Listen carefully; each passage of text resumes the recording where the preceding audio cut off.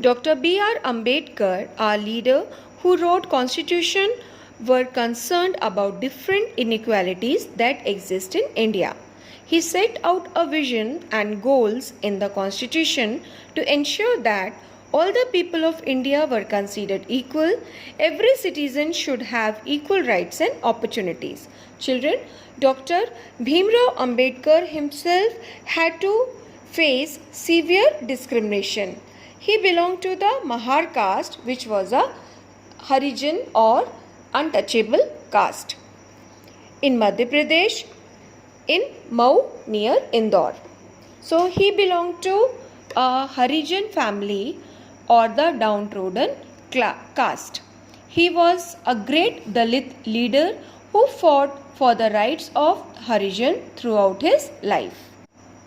He fought for the equal rights of Dalits or untouchables. He encouraged Dalits to send their children to school. He started temple entry movement. Many prominent personalities such as Jyotiba Phule, Sri Narayan Guru, E.V. Ramaswamy Naikar and Mahatma Gandhi and many more leaders came to forefront of the movement during the British Raj for the struggle of removal of caste discrimination or caste-based inequality and abolition of untouchability. Jyotiba Phule founded the Satyashodhak Samaj in 1873 for exploitation of the lower caste and for many other social issues. E.V.R. Naikar stressed on the significance of motherhood in the caste society and untouchability and unequal social order. Mahatma Gandhi coined the term Harijan for untouchables and called for removal of social discrimination against them. After 1947, after independence, we adopted our constitution in 1950. The founders of our nation made caste-based discrimination a crime as per the constitution. Children, can you name who is the father of our nation or who has framed our constitution? Correct. Dr. Bhimrao Ambedkar, he has framed our constitution. He was the chairman of the Constitution Drafting Committee. The Constitution made provisions for improving the conditions of the downtrodden people. Downtrodden people means those people who were exploited since in ancient time or from past years, like scheduled caste or untouchables, Harijans, Shudra, women, widow, so many people like. Constitution declared India as a secular country. Secular means that there is no official religion in India. All the religions are equal in the eyes of the law. No one cannot be discriminated on the basis of religion or caste. Everyone has equal rights and opportunities.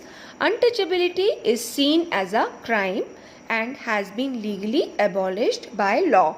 Abolished means removed, जिसको हटा देना. People are free to choose any profession or occupation. Government jobs are open to all people.